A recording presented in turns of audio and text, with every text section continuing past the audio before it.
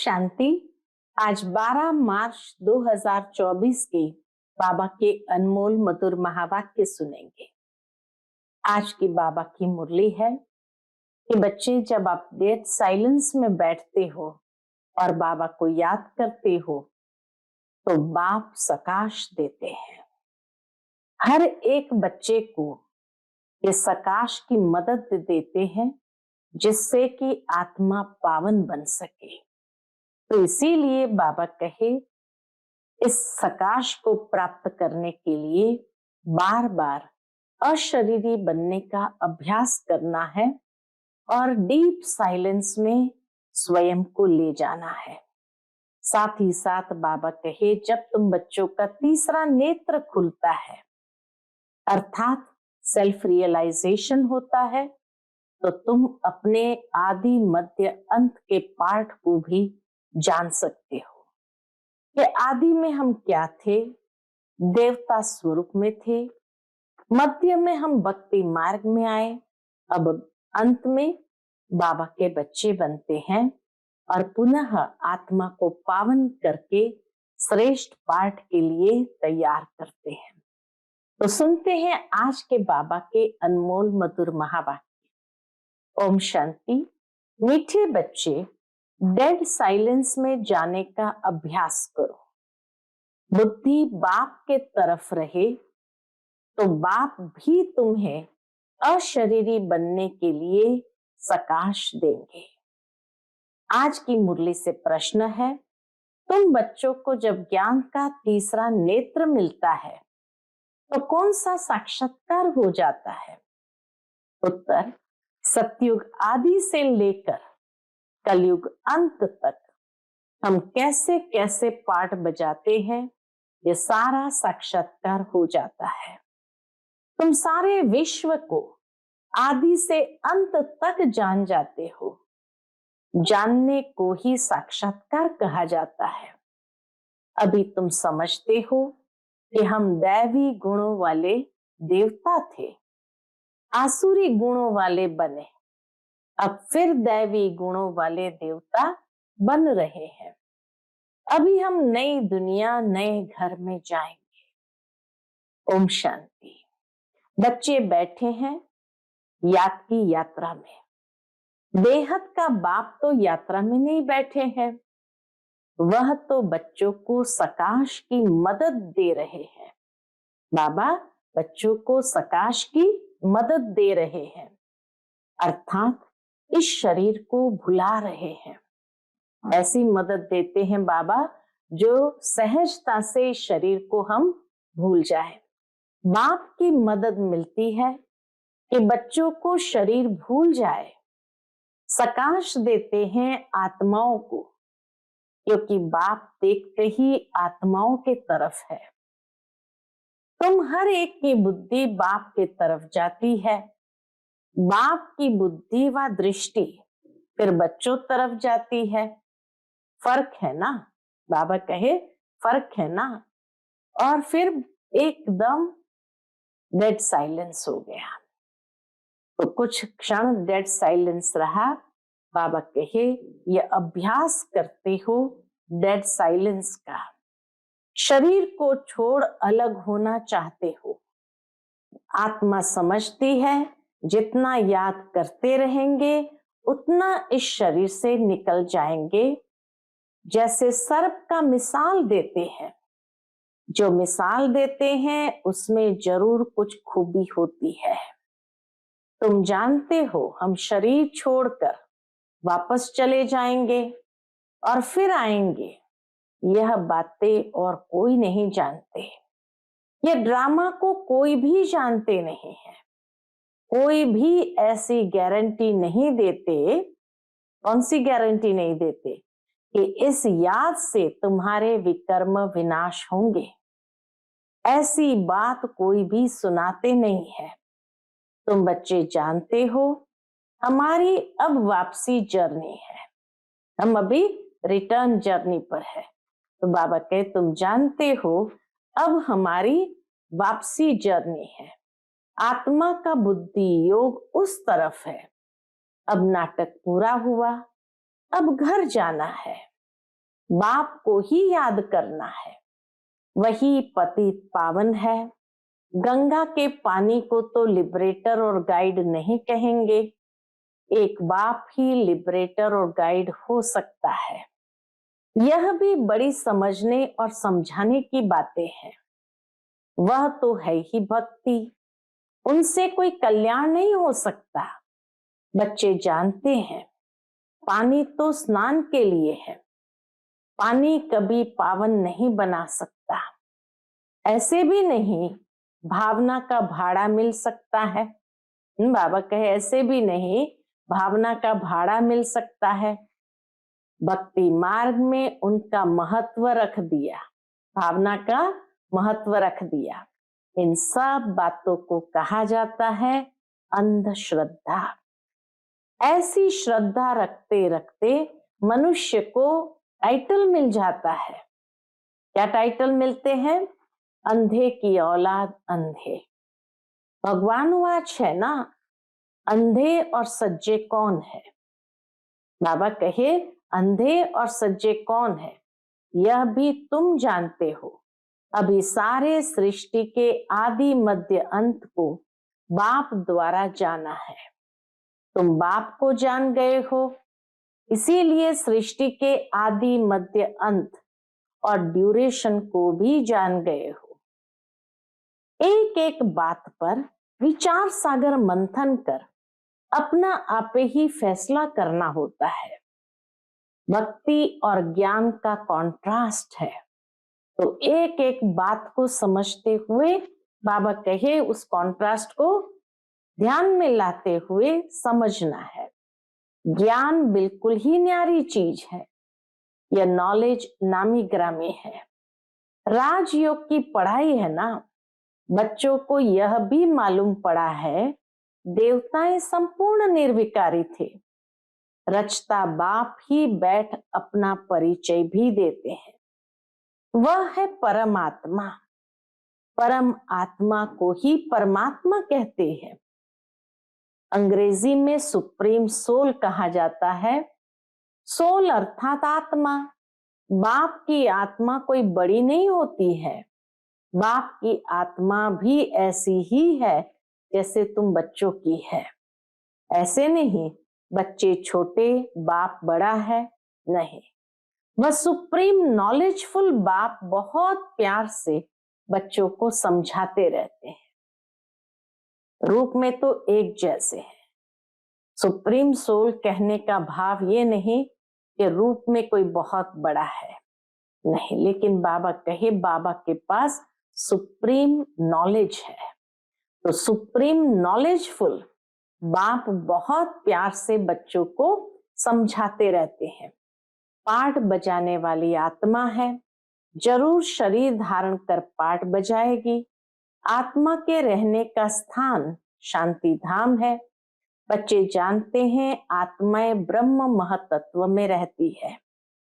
जैसे हिंदुस्तान में रहने वाले अपने को हिंदू कह देते हैं, वैसे ही ब्रह्मांड में रहने वाले फिर ब्रह्म को ईश्वर समझ बैठे हैं।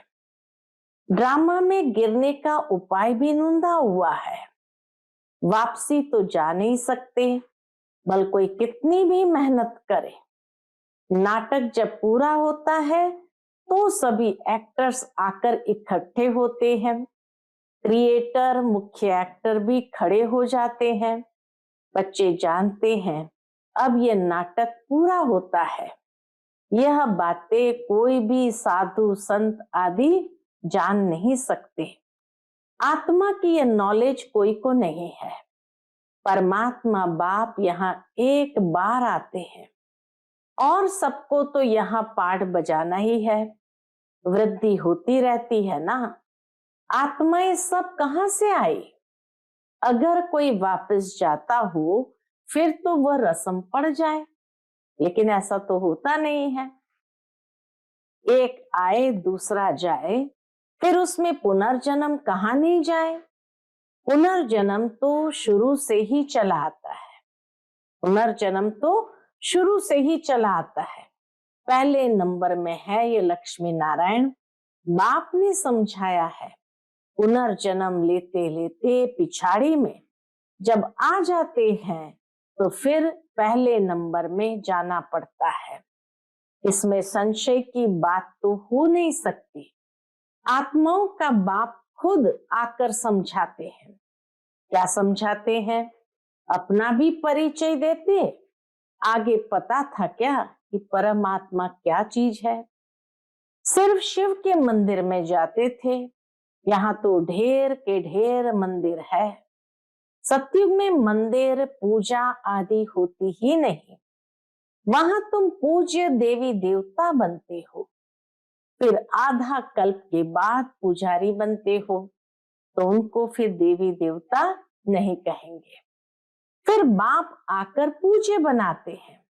और कोई देश में यह गायन नहीं है। राम राज्य रावण राज्य अभी तुम समझ गए हो। राम राज्य का ड्यूरेशन कितना है सिद्ध करना चाहिए। राम राज्य का ड्यूरेशन कितना है सिद्ध करना चाहिए। ये नाटक है, इनको समझना है। ऊंचते ऊंच बाप है, वह भी नॉलेजफुल है। हम उनके द्वारा ऊंचते ऊंच बनते हैं, ऊंचते ऊंच पद मिलता है। बाप हमको पढ़ाते हैं, दैवी गुण भी धारण करने हैं। बच्चे वर्णन करते हैं, आप ऐसे हैं, हम ऐसे हैं। इस समय तुम जानते हो हमको इन जैसा संपूर्ण निर्विकारी बनना है। बाप को याद करने के सिवाय और कोई उपाय नहीं है। अगर कोई जानता हो तो बताएं। ऐसे थोड़ी कहेंगे कि ब्रह्म व तत्व निर्विकारी है। नहीं, आत्मा ही निर्विकारी बनती है। ब्रह्म व तत्व तो न विकारी बनता तो निर्विकारी बनते हैं। ये तो आत्मा की बात है, आत्मा ही निर्विकारी बनती है। ब्रह्म व तत्व को आत्मा नहीं कहा जाता है, वह तो रहने का स्थान है। बच्चों को समझाया जाता है आत्मा में ही बुद्धि है। वह जब तमो प्रधान बन जाती है तो बेसमझ बन जाती है। समझदार और बेसमझ है ना। तुम्हारी बुद्धि कितनी स्वच्छ बनती है और फिर म्लेच्छ हो जाती है। तुम्हें प्योरिटी और इम्प्योरिटी के कॉन्ट्रास्ट का मालूम पड़ा है। इम्प्योर आत्मा वापस जा नहीं सकती। अब अपवित्र से पवित्र कैसे बने, उसके लिए रड़ी मारते रहते हैं। यह भी ड्रामा में नूंद है। अभी तुम जानते हो यह है संगम युग। बाप एक ही बार आते हैं ले जाने लिए। सब तो नई दुनिया में नहीं जाते हैं। जिनका पार्ट नहीं वह शांति धाम में रहते हैं, इसलिए चित्रों में भी दिखाया है। बाकी और जो भी चित्र आदि है वह है भक्ति मार्ग के, यह है ज्ञान मार्ग के, जिससे समझाया जाता है। बाबा कहे इन चित्रों के आधार से समझाया जाता है सृष्टि का चक्र कैसे फिरता है, हम कैसे नीचे उतरते हैं। 14 कला से 12 कला होती है। अभी फिर कोई कला नहीं रही है। नंबरवार तो है ना, एक्टर भी नंबरवार होते हैं। कोई का पगार 1000, 1500, कोई का 100। कितना फर्क हो गया। बाबा कहे एक्टरों का भी पगार तो अलग अलग होता है। आज तो 1000, 100, 1500 में तो कोई काम ही नहीं होता है, करोड़ों की बात हो जाती है। तो बाबा कहे कोई का पगार 1000, 1500, कोई का 100, तो कितना फर्क हो गया। पढ़ाई में भी कितना रात दिन का फर्क है। स्कूल में तो कोई नापास होता है तो फिर से पढ़ना पड़ता है। यहाँ तो फिर पढ़ने की बात ही नहीं। नापास हुआ सो हुआ, फिर पढ़ने की बात नहीं। पद कम हो पड़ता है, फिर कभी पढ़ाई होगी ही नहीं। एक बार ही पढ़ाई होती है। बाप भी एक बार आते हैं, बच्चे भी जानते हैं। पहले पहले एक ही राजधानी थी। यह तुम किसको भी समझाएंगे तो मानेंगे। क्रिश्चियन लोग साइंस में भी बहुत तीखे हैं और सब उन्हों से ही सीखे हैं। उन्हों की न तो इतनी पारस बुद्धि न पत्थर बुद्धि होती है। इतने पवित्र भी नहीं देवताओं जितने, तो इतने पत्थर बुद्धि भी नहीं। इस समय उन्हों की बुद्धि कमाल कर रही है। साइंस का प्रचार सारा इन क्रिश्चियन से निकला है, वो भी सुख के लिए ही है। तुम जानते हो इस पुरानी दुनिया का विनाश तो होना ही है, फिर तुम शांति धाम सुखधाम में चले जाएंगे। नहीं तो इतनी सब मनुष्य आत्माएं वापस घर कैसे जाएं? साइंस से विनाश हो जाएगा, सब आत्माएं शरीर छोड़कर घर चली जाएगी। इस विनाश में मुक्ति अंदर मर्ज है। विनाश में मुक्ति अंदर में मर्ज है। आधा कल्प मुक्ति के लिए ही मेहनत करते आए हैं। बाबा कहे आधा कल्प विचारों ने इतना मुक्ति में जाने के लिए मेहनत किया है। तो साइंस और कैलामिटीज, जिसको कुदरती आपदाएं कहते हैं, यह भी होना चाहिए। समझना चाहिए ये लड़ाई निमित्त बनती है मुक्ति धाम में ले जाने के लिए, मुक्ति धाम के गेट्स खोलने के लिए। इतने सबको मुक्ति धाम में जाना है। तुमने भल कितनी भी मेहनत की, गुरु किए, हठ योग सीखे, कोई भी मुक्ति धाम जा न सके। इतने साइंस के गोले आदि तैयार हुए हैं। समझना चाहिए विनाश जरूर होगा। नई दुनिया में तो जरूर बहुत थोड़े होंगे, बाकी सब मुक्ति धाम में चले जाएंगे। जीवन मुक्ति में तो पढ़ाई की ताकत से आते हैं। तुम अडोल अटल अखंड राज्य करते हो। यहाँ तो देखो सब खंडों के टुकड़े टुकड़े हैं। बाबा तुमको अटल अखंड सारे विश्व की राजधानी का मालिक बनाते हैं।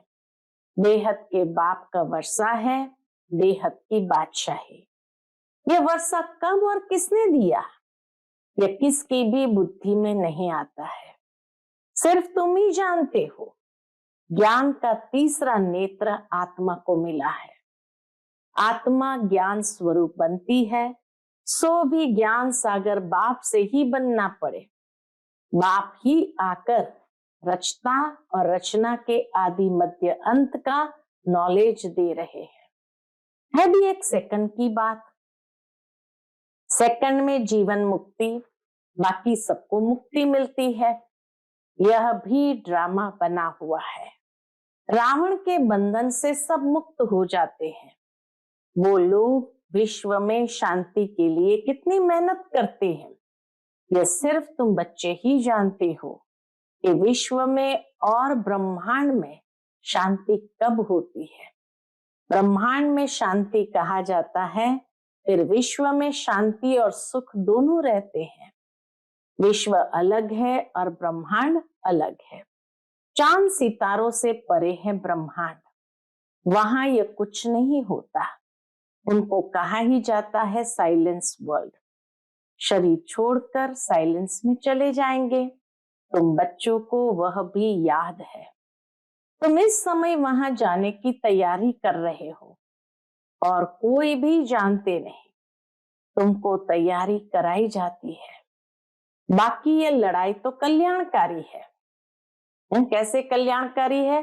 सबका हिसाब किताब चुकता होना है, सब पवित्र बन जाएंगे। योग अग्नि है ना, अग्नि से हर चीज पवित्र होती है। जैसे बाप ड्रामा के आदि मध्यांत को जानते हैं, वैसे तुम एक्टर्स को भी ड्रामा के आदि मध्यांत को जानना है। जानने को ही साक्षात्कार कहा जाता है। अभी तुम्हारा ज्ञान का तीसरा नेत्र खुला है। बरोबर हम सारे विश्व को सतयुग आदि से कलयुग अंत तक पूरा जान चुके हैं। दूसरा कोई भी मनुष्य मात्र नहीं जानते। तुम समझते हो हम जो दैवी गुणों वाले थे वही फिर आसुरी गुणों वाले बनते हैं, फिर बाप आकर दैवी गुणों वाले बनाते हैं। बाप आते ही है पतितों को पावन बनाने। दुनिया में और कोई को ये पता नहीं है कि यह देवी देवता घराने वाले ही पूरे 84 जन्म लेते हैं, पावन भी तो पतित भी बनते हैं। ये किसकी बुद्धि में नहीं है। अभी तुम समझते हो यह तो जड़ चित्र है, एक्यूरेट फोटो तो उन्हों का निकाल न सके। वह तो नेचुरल गोरे हैं, प्योर प्रकृति से शरीर भी प्योर बनते हैं। यहाँ तो इम्प्योर है। यह रंग बेरंगी दुनिया सतयुग में नहीं होगी। श्री कृष्ण को कहा जाता है श्याम सुंदर।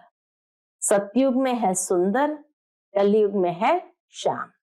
सतयुग से कलयुग में कैसे आते हैं, तुमको नंबर 1 से लेकर मालूम पड़ा है।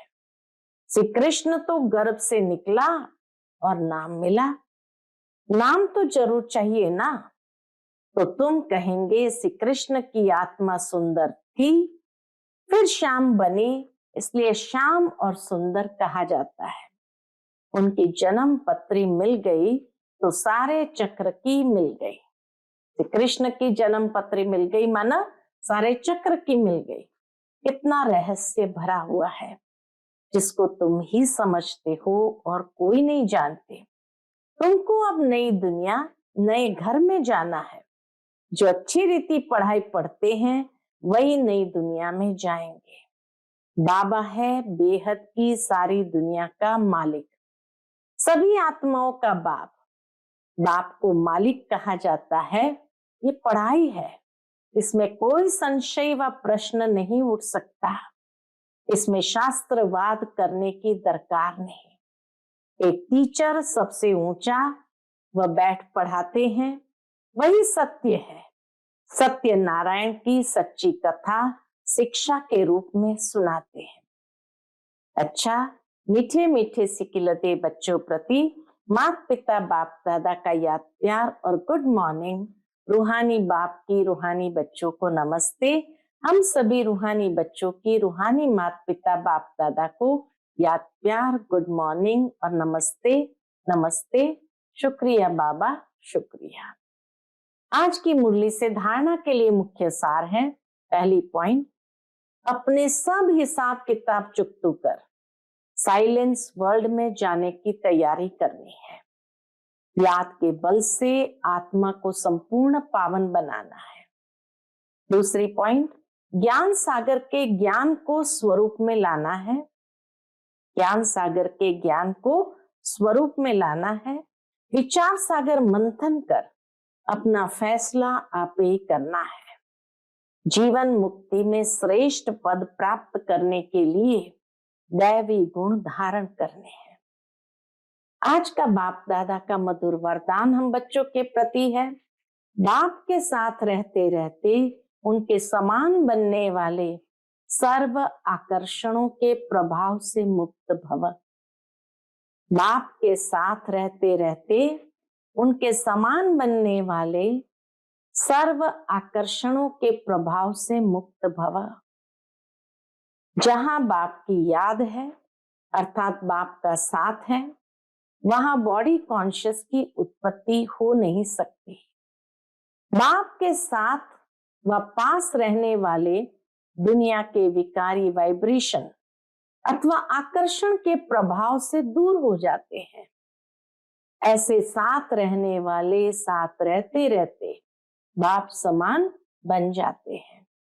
जैसे बाप ऊंचे ते ऊंचा है, ऐसे बच्चों की स्थिति भी ऊंची बन जाती है। नीचे की कोई भी बातें उन पर अपना प्रभाव डाल नहीं सकती। आज का स्लोगन है, मन और बुद्धि कंट्रोल में हो तो अशरीरी बनना सहज हो जाएगा। मन और बुद्धि कंट्रोल में हो तो अशरीरी बनना सहज हो जाएगा। अच्छा, ओम शांति।